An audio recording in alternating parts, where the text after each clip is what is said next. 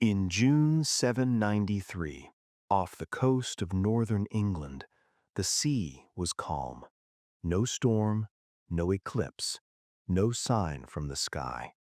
Only a few long, narrow ships that appeared suddenly, as if carried from beyond the edges of the known world. The monastery of Lindisfarne had no walls. It did not need protection. Here people prayed, copied books, and believed that the edge of the world began somewhere far beyond the horizon. The people who came ashore did not look like an army. They did not form ranks. They moved quickly, silently, without fear and without hesitation. Within a few hours, the monastery ceased to exist. Some of the monks were killed. Some were taken away as living cargo. Gold, silver, and sacred objects vanished, together with the attackers. For the locals, this was not just an attack, it was an invasion from emptiness.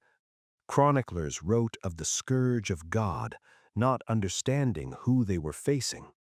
They searched for the cause in sins, not in geography, economics, and human logic.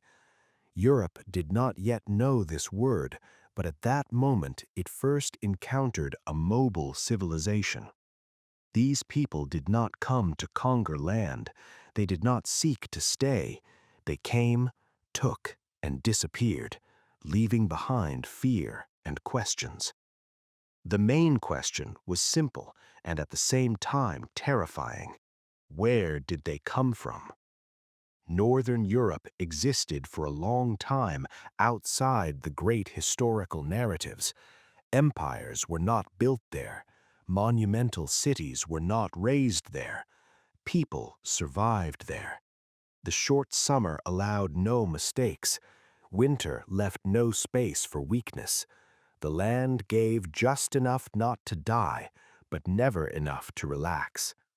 In such an environment, a different type of person is born, a person who does not wait for permission, a person who does not bind themselves to one place. Scandinavian communities were not poor in the usual sense, they were limited. When the population grows and resources do not, the choice becomes harsh, either internal war or outward movement.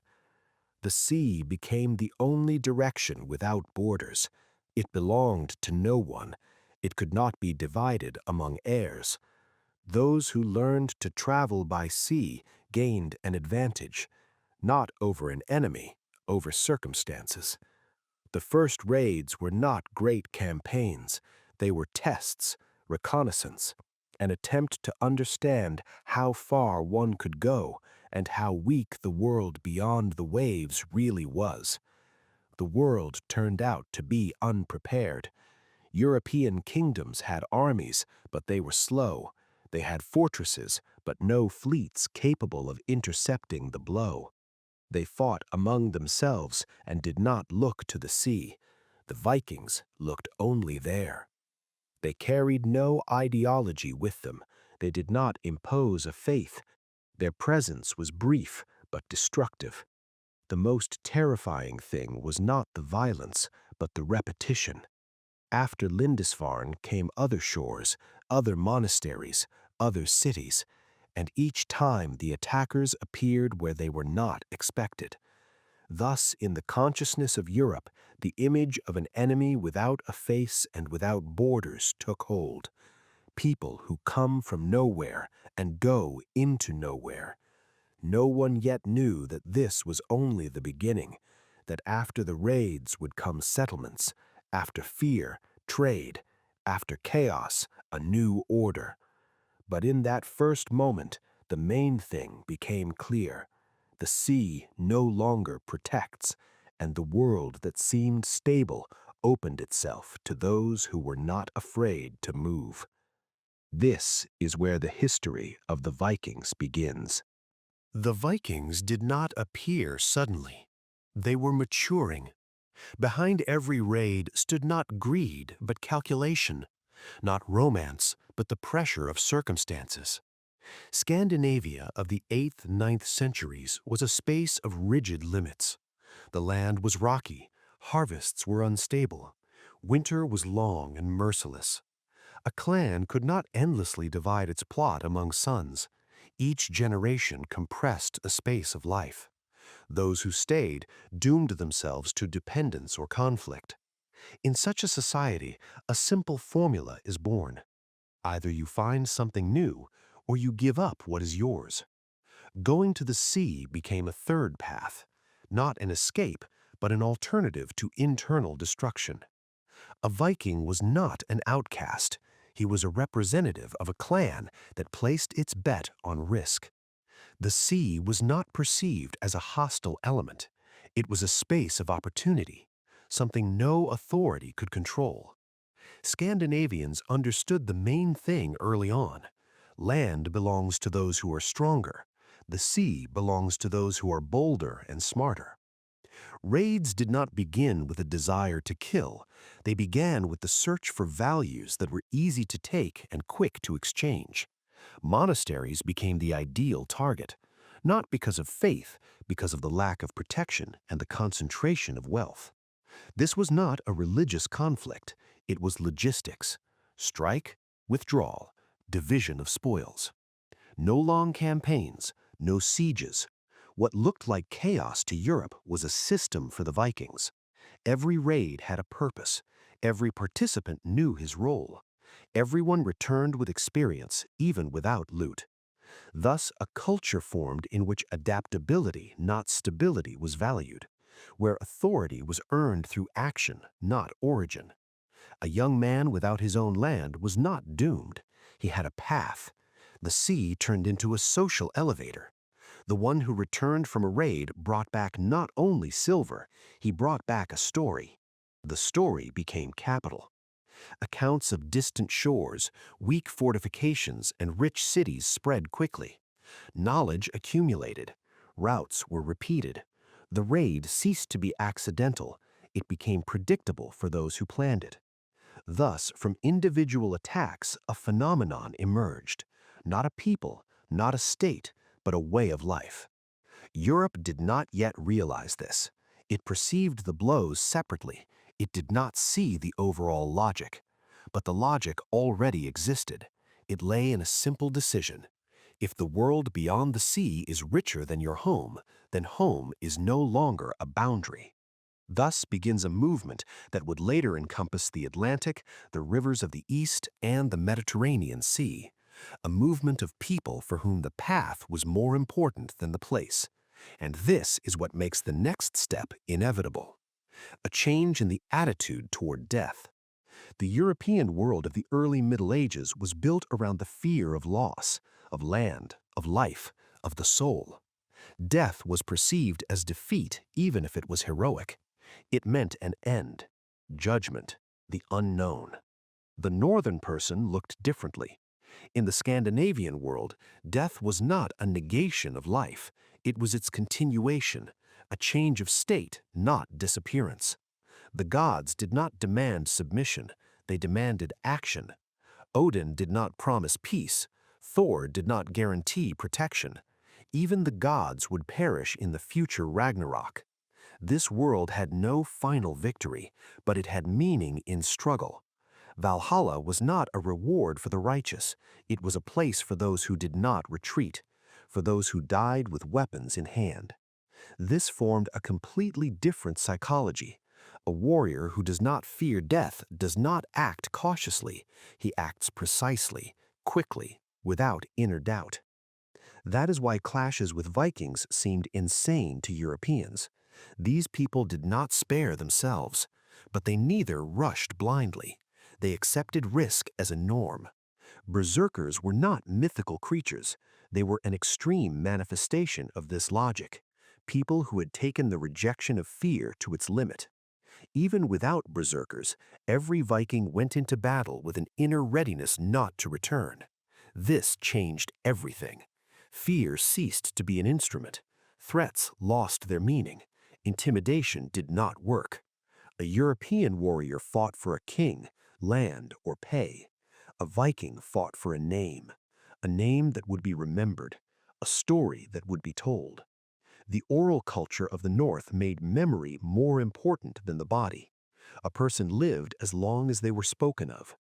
Death in battle was an entry into a narrative. This explains the brutality, but does not justify it, and it explains the effectiveness, but does not make it accidental. When such people came ashore, they did not seek compromise, they sought a result. Time was limited, risk was high, retreat was always possible. Therefore, the strike had to be swift, without pauses, without negotiations. This was not savagery, it was a strategy reinforced by worldview. That is why Vikings often defeated numerically superior forces, not because they were physically stronger, but because they were inwardly prepared to go to the end. Europe took a long time to understand this difference. It searched for explanations in barbarism, in demonization, in curses, but the cause was deeper. The Scandinavian world was not built around the fear of loss. It was built around the acceptance of the inevitable. And when such a person stepped on a ship, when they went out into the open sea without a guarantee of return, fear no longer had power over them. That is why the next key to this civilization is not the sword and not the faith, but the thing without which all of this would have been impossible: the ship. The age of the Vikings was not created by swords. It was created by ships. Without the longship, there would have been no raids, no trade, and no discoveries. There would have been no fear of Europe. There would have been no phenomenon at all. The longship was not merely a means of transport. It was an instrument of advantage. Its long, narrow, flexible hull allowed it to sail the ocean and enter rivers. Its shallow draft made it possible to land on almost any shore. The ship could be pulled onto land and vanish. Ports were unnecessary. Fortifications lost their meaning. European flotillas were built for transport and the defense of harbors. Vikings built for movement. Speed mattered more than armor. Maneuver mattered more than mass. The ship became an extension of the warrior, and the crew became a single organism. There were no random people on board. Everyone had a role. Everyone was responsible for the others. Navigation looked like a miracle from the outside. No maps, no compasses, only memory of routes, the movement of the sun, the stars, the color of the water, the behavior of birds. This was knowledge that was not written down. It was passed on orally, through experience, through mistakes paid for with life. The ship made it possible to strike where no one expected. It appeared suddenly and vanished just as suddenly. That is why in the first decades, Europe could not adapt. It fought by the rules of the land, and against it acted the laws of the sea. The longship changed the Vikings themselves as well. A person who lived on board for months perceived the world differently. Boundaries faded, distances lost their meaning. A sense emerged that any land was reachable. It was the ship that turned isolated raids into a system. It allowed routes to be repeated, knowledge to accumulate, scale to expand. From the British Isles to the Mediterranean, from the North Sea to the rivers of the East, the world suddenly became smaller. For Europe, this was a revelation. For the Vikings, a logical continuation.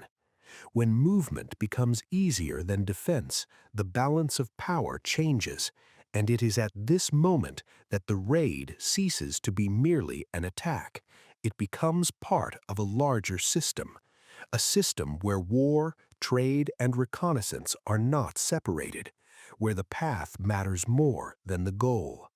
This is how a new type of warrior begins to take shape. Not a soldier, not a conqueror, a person without an army. And to understand him, one must look not at the ship, but at the one who stepped off it first. A Viking did not know formation. He did not wait for orders. He did not hide behind his neighbor's shield. When the ship touched the shore, it was not soldiers who went on to land, but people, each acting independently. This was not discipline of fear. It was discipline of experience. The Vikings had no standing army. Each man was a warrior only when it was necessary. In peacetime, he was a farmer, a hunter, a trader, a sailor. War was not a profession, it was a skill. This changed the very essence of combat. There was no single center of command. There was no headquarters. There was no plan that could not be changed. Everyone acted according to the situation, saw, decided, answered. Such people did not break when they lost a leader. They simply continued to act. European armies were built hierarchically: commander, order, execution. Vikings acted differently. Their strength lay in the absence of rigid structure. Experience was valued above title. Those who had already been on raids carried weight. Those who returned alive several times became authorities. This authority was not appointed, it was recognized. A warrior chose for himself whom to follow, and just as easily could leave if he considered the decision wrong. This was not rebellion, it was a right. That is why Viking leaders had to be not only strong, but convincing. Weak leaders simply remained without people. Weapons were not standardized. Each fought with what he had and what he knew how to use. The sword was a symbol of status. The spear was the basis of combat. The axe was both tool and weapon. The shield did more than protect. It shaped distance. It allowed control of space. Combat was brief. Prolonged engagements made no sense. A Viking did not hold position. He sought a breakthrough. That is why they rarely engaged in frontal clashes. Their element was suddenness, the flank, pressure on a weak point.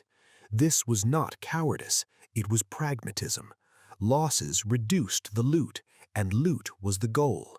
Europeans perceived this as treachery. In reality, it was the economics of combat. Every fallen man was a loss of share for everyone. That is why Vikings did not fight for the sake of fighting. They fought for results. And when the result was achieved, they vanished.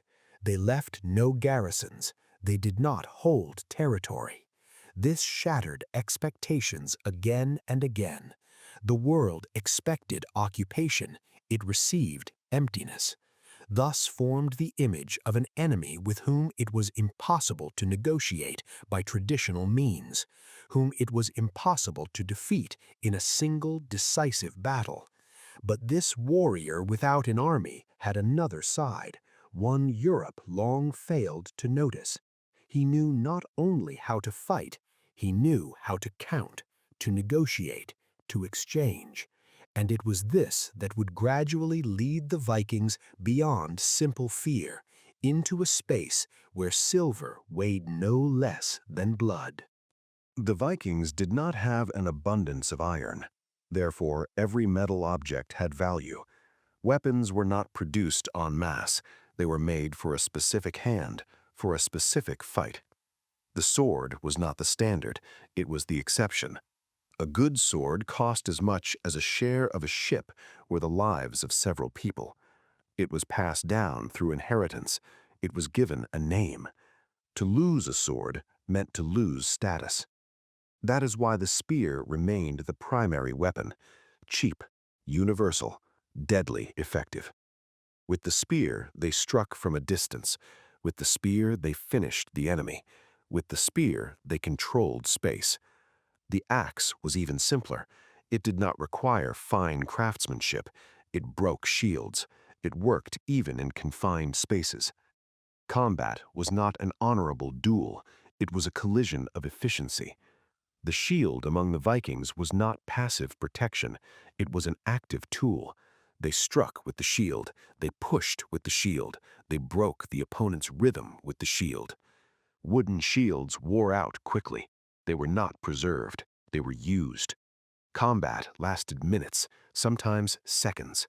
Prolonged contact meant risk, and risk reduced the chance of return. That is why Vikings struck quickly, at unprotected areas, without warning. European knights were only beginning to form as a class.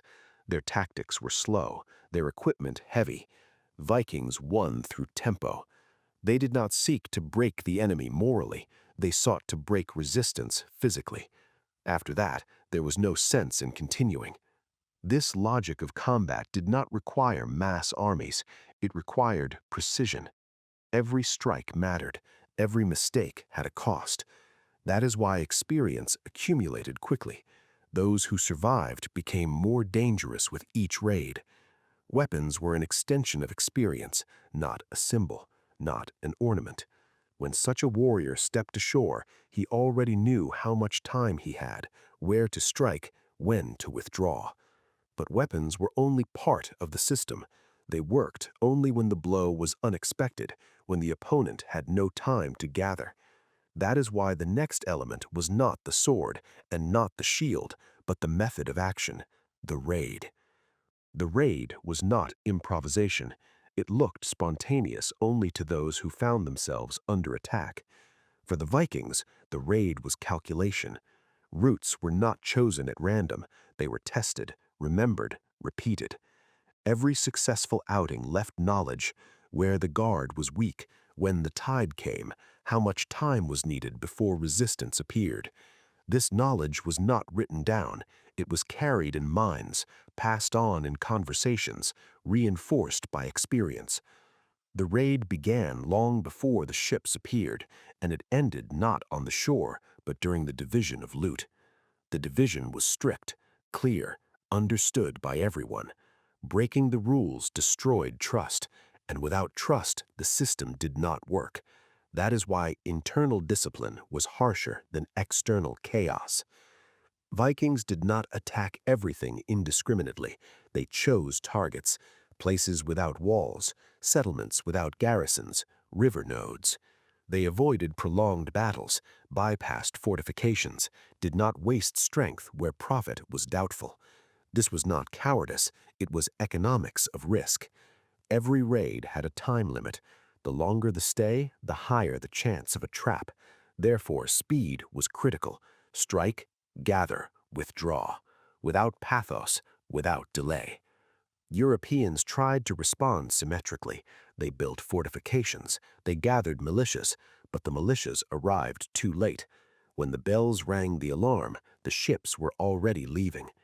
The raid destroyed not only property, it destroyed the sense of control. No one knew where the next blow would fall. No one could predict the timing. This is what generated panic. Fear was not a consequence of brutality, it was a consequence of unpredictability. The raid forced resources to be spent on guarding everything, and guarding everything was impossible. Thus, the Vikings imposed their rhythm, not through numbers, not through force, but through the logic of action. However, over time, the raid itself began to change. When knowledge accumulates, when routes become familiar, when places of return repeat, another question arises.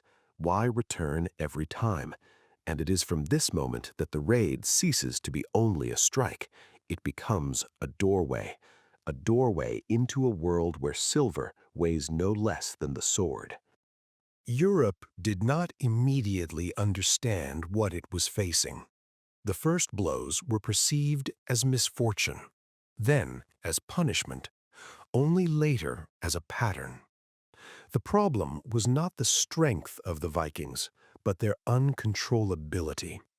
It was impossible to conclude a peace treaty with them. It was impossible to declare war on them in the usual sense. They did not represent a state with which negotiations could be conducted. When a king gathered an army, the Vikings were already gone. When a fleet went to sea, the blow fell elsewhere. Fear was born of helplessness. In the Chronicles, prayers appear for protection from the northern people, not from an army, not from kings, but from the sea. Churches begin to store treasures deeper inland. Monasteries build walls. Settlements shift. Raids change the map of life. Europe was forced to acknowledge a new reality. The enemy could come not from the border, but from the horizon. This shattered the very logic of security. The Vikings did not need to hold territory in order to win. It was enough for them to force people to live in anticipation. Anticipation exhausts more than defeat. Gradually, fear began to work for the Vikings.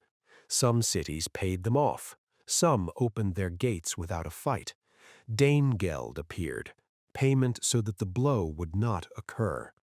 This was not humiliation, it was recognition of effectiveness. Europe bought time, the Vikings bought resources.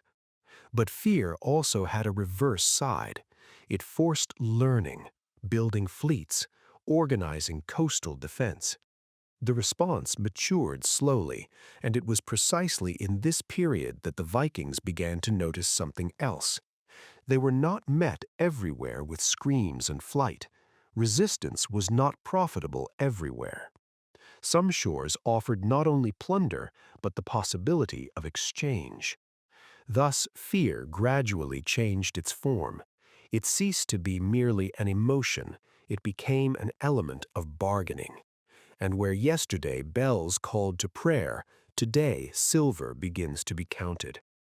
It is here that a new dimension appears in the history of the Vikings, no less important than war: trade. The Vikings did not divide the world into war and peace. They divided it into profitable and unprofitable. Where resistance became expensive, exchange appeared. Silver quickly displaced blood as the main equivalent, not because the Vikings became softer, but because they knew how to count. The Scandinavian world had no silver deposits of its own. Every coin came from outside, through raids, through trade, through tribute. Silver became a universal language. It was cut into pieces, weighed, kested for purity. Value lay not in form, but in weight. That is why Vikings easily entered any trading system. They did not need a state currency, they needed metal. Along with silver moved other goods: furs, amber, weapons, slaves. Slavery was not an exception, it was part of the economy of the age. Captives from Britain, France, and Eastern Europe became commodities. They were resold, exchanged, used in households. This was not a particular cruelty of the North, it was the reality of the medieval world. Trade gradually changed the Vikings themselves. It required stability, predictability, contacts. Permanent markets appeared. Temporary settlements turned into centers of exchange. Where yesterday a camp stood, today a trading post appeared. The Viking learned to wait, learned to negotiate, learned to see profit in long-term connections. This did not abolish raids, but it changed their role. The raid became leverage, trade became the foundation. It was precisely because of this that the Vikings began to penetrate deeper, not only along the coasts, but up the rivers. Silver did not flow by sea, it flowed through the arteries of the continent, and the Vikings quickly understood that true wealth lay not on the shore, but where roots converged. That is why their ships turned from salt waters into fresh ones, into rivers that led east, to where the sea ends, but the path only begins. The East opened to the Vikings, not as exoticism, but as a system. Rivers led to places where the sea no longer mattered. They passed through forests, swamps, and lands of tribes that were not yet states, but were already nodes of exchange. The Baltic became the gateway. Beyond it began another world, not the open ocean, but long water corridors, not storm, but patience. The eastern route demanded a different tempo. Here one could not act only by striking. Here one had to negotiate. The Varangians understood this quickly. They did not arrive as conquerors. They entered as intermediaries, as guards, as carriers. Rivers connected the north with the Black Sea and the Caspian. Silver of Arab dirhams moved upward, furs and slaves downward. This was not the root of a single civilization, it was a network. The Vikings did not create it from scratch, they integrated into it. That is why they were accepted, not as a force of nature, but as a useful element. In the East, force did not always decide everything. Here, words mattered, guarantees, reputation. The Varangians learned quickly. They guarded caravans, ensured passage, took payment. Their military effectiveness here became a commodity. Over time, permanent strongpoints appeared, settlements near river nodes, places where one could wait out the winter. Here, the raid finally gave way to another form of presence, not a strike, but control of the route. It was in the East that the Vikings first began to live not seasonally, but permanently. This changed them. They married locals, learned languages, adopted customs. Gradually, the Varangian ceased to be merely a guest. He became part of the environment. Thus, new centers of power emerged, not Scandinavian, not Slavic, mixed. It is here that a form of statehood is born that does not copy the West and does not fully belong to the North. But for now, this is only a process, uneven, unstable. The Eastern route gave the Vikings what the West could not: long-term profit, predictability, great politics. And together with this, a new temptation, not merely to take, but to serve for pay, for status, for access to a world that surpassed everything seen before, the world of an empire whose name was known far beyond the north, Byzantium. Byzantium was not a myth for the Vikings, it was a challenge. After the rivers and forests of the East, Constantinople seemed unreal, a city that did not hide, a city that did not flee, a city that existed permanently. For the people of the North, this was something new. Here, it was not necessary to strike first. Here, it was necessary to impress. Byzantium did not fear force, it bought it. The empire did not try to break the Varangians, it integrated itself into it. Thus, the Varangian Guard appeared, not as exotic decoration, but as cold calculation. Northern warriors had no local ties. They did not participate in palace intrigues. They did not depend on clans. Their loyalty was bought with silver and maintained by reputation. For a Viking, this was an ideal agreement: clear pay, stability, a vast world without the need to conquer it. But service to the empire changed a person. There were no raids here. Here there was discipline, order, hierarchy. For the first time, the Vikings saw a state that existed not through fear, but through system, laws, bureaucracy, finances. Everything that seemed excessive in the north was foundational here. The Varangian warrior learned a different tempo, a different logic, a different scale. He saw a world where force was only one of the tools. Returning home or moving further on, these people carried a new understanding with them. They saw what a real state looked like and what it gave to those who served it. This knowledge did not disappear. It returned to the north, to the eastern rivers, to new settlements. It was precisely through Byzantium that the Vikings encountered Christianity not as the faith of an enemy, but as an element of imperial order, not as fear, but as an instrument of unification. And this encounter set in motion a slow but irreversible process. The Vikings were no longer only people of movement. They began to think about form, about power, about inheritance.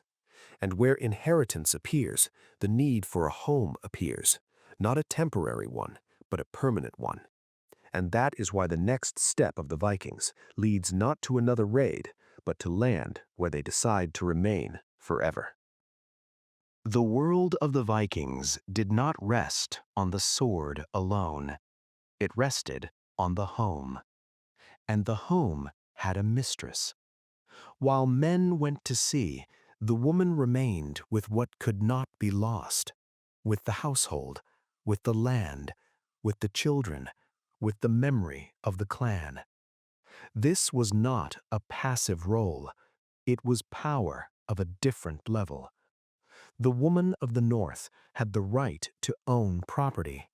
She had the right to demand divorce. She had the right to manage the estate in the absence of her husband.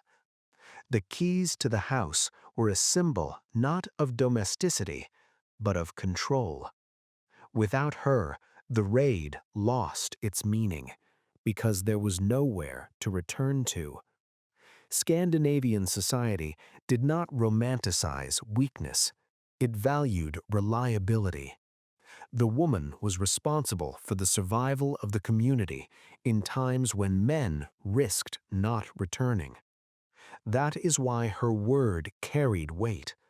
Her decisions were recognized. The sagas preserved images of women who urged men toward expeditions, who stopped blood feuds, who demanded honor where men hesitated. These were not exceptions. This was the norm for a world where everyone knew their responsibility. The woman did not stand in the battle line, but she determined whether that line would exist at all. She raised warriors. She passed on stories. She shaped ideas of honor and shame. It was through women that clan memory was not broken. Marriage was not a romance. It was an alliance. But even in this alliance, the woman was not property. Her consent mattered. Her refusal could destroy an agreement. In a world where death was a constant companion, the woman became a stabilizing element. She anchored movement to a point. She turned the path into a cycle, not an endless escape. That is why, over time, the role of women began to change the Vikings themselves. The raid was no longer an end in itself. Plunder was no longer the sole motivation. A desire appeared to preserve, to pass on, to secure. And where the need for securing appears, another force emerges, not the sword and not the ship, the law. Outwardly, the world of the Vikings seemed ungoverned. Raids, blood feuds, absence of borders. But internally, this world rested on rule. Without it, it would have collapsed within a single generation. The Vikings were not anarchists. They did not tolerate disorder. They simply did not recognize imposed order. They had their own. The thing, the popular assembly, became the heart of the community. Not a temple, not a palace, not a throne. An open place where every free man had the right to speak. Here, disputes were resolved. Here, agreements were confirmed. Here it was determined who was right and who was wrong. The law was not abstract, it was oral. It was known by heart. The laws were remembered by special people. They did not judge, they reminded, because the law existed not for punishment, but for balance. Blood feud was not encouraged, it was regulated.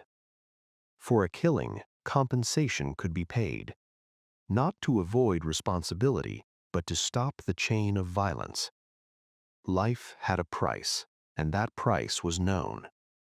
Breaking agreements was punished more harshly than defeat in battle, because betrayal destroyed trust, and without trust, no system worked. The spoken word carried weight. An oath was an obligation.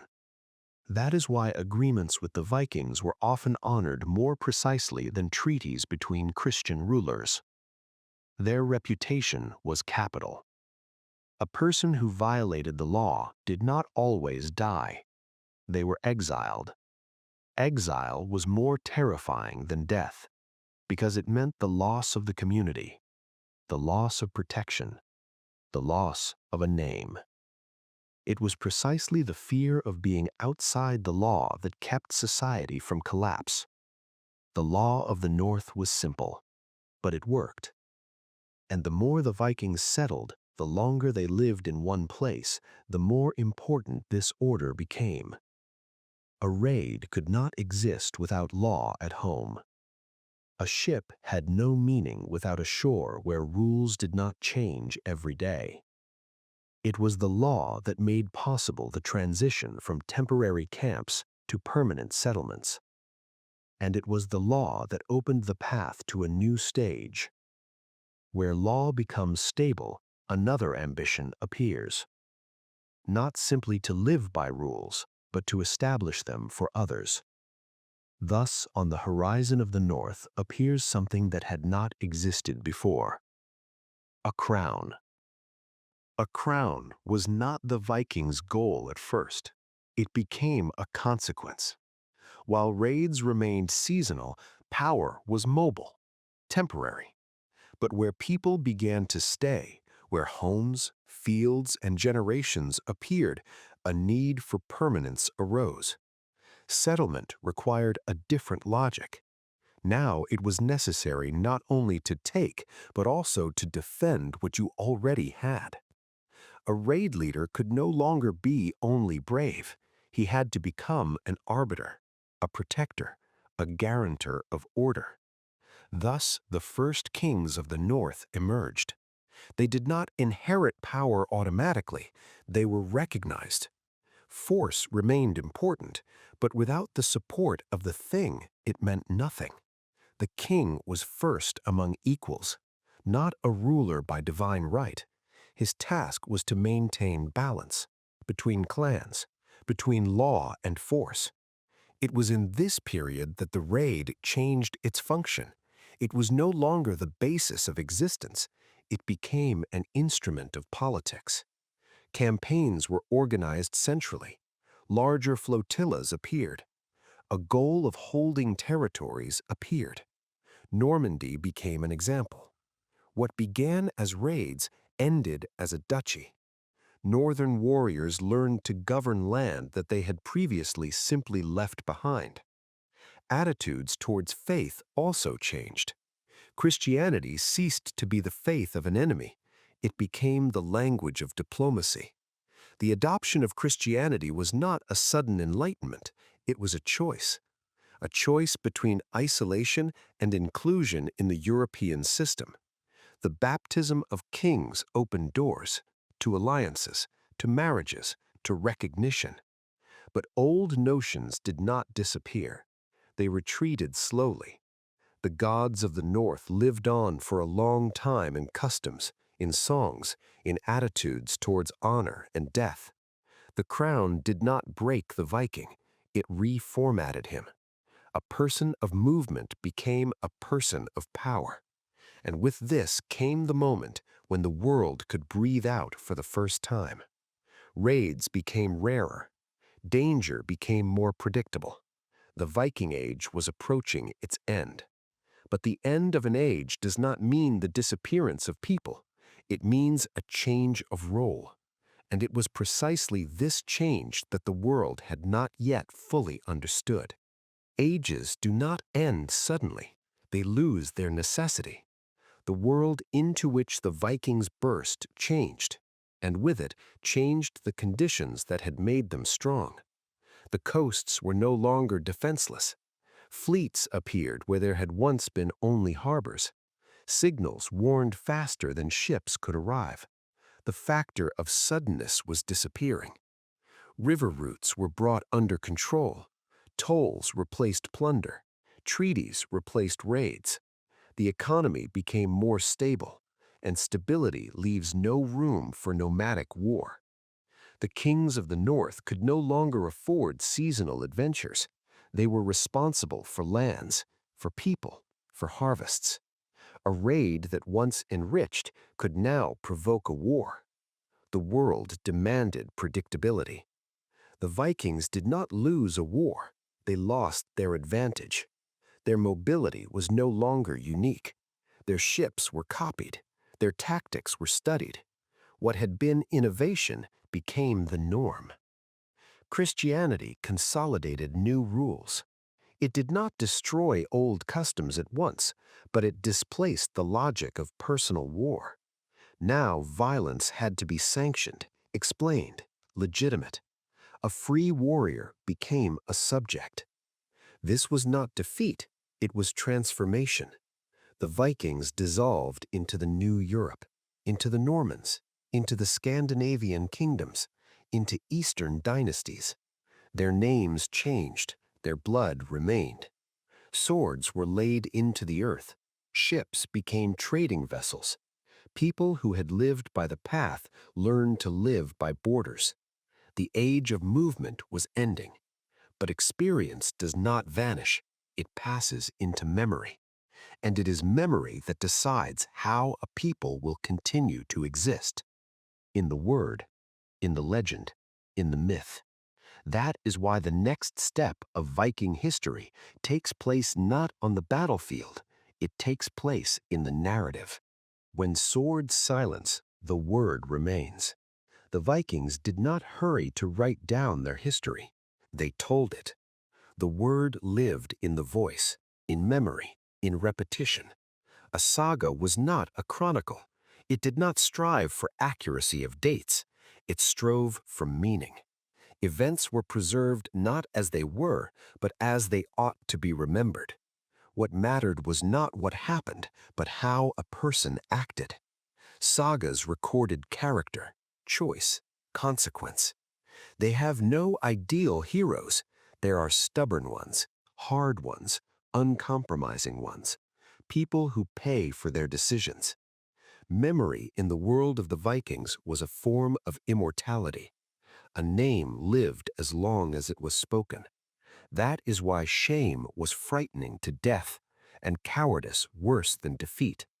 Sagas did not adorn war, they showed its consequences, losses, broken clans, long vendettas. They have no imperial pathos. They have the cold logic of life on the edge. When Iceland became a refuge for exiles and seekers of freedom, it was there that the word began to be fixed. Not from a desire to create literature, but from a need to preserve law, memory, order. Written sagas became a bridge between the age of movement and the world of writing. They preserved the voices of those who left neither stone cities nor monuments. It was a history without an imperial narrative, without excuses, without embellishment. That is why it endured. But over time, these stories began to be read differently. They were torn from their context, cleansed of doubts, turned into symbols. Thus, the word that preserved memory became material for a new image, an image that no longer belonged to the Vikings themselves. The myth began to live separately from history. The image of the Viking known to the modern world was not born in the 8th century, nor even in the age of the sagas. It appeared much later. When Europe began to search for a heroic past, it turned to the north. The 19th century needed symbols of strength, purity, primeval energy. The Viking was a perfect fit. He was cleansed of the dirt of reality. Economics were removed. Trade was removed. Compromises were removed. Only war and romance were left. Horns on helmets appeared at that very time, as did the idea of constant fury. This image was convenient. It required no explanations. It functioned as a symbol. National movements used it as proof of ancient greatness. Art used it as a source of drama. Later, cinema used it as a ready-made archetype. Thus, complexity disappeared. The Viking ceased to be a person of choice. He became an icon of force. But history does not work with icons. It works with causes and consequences. The real Viking was not a hero without fear. He was a person who accepted risk.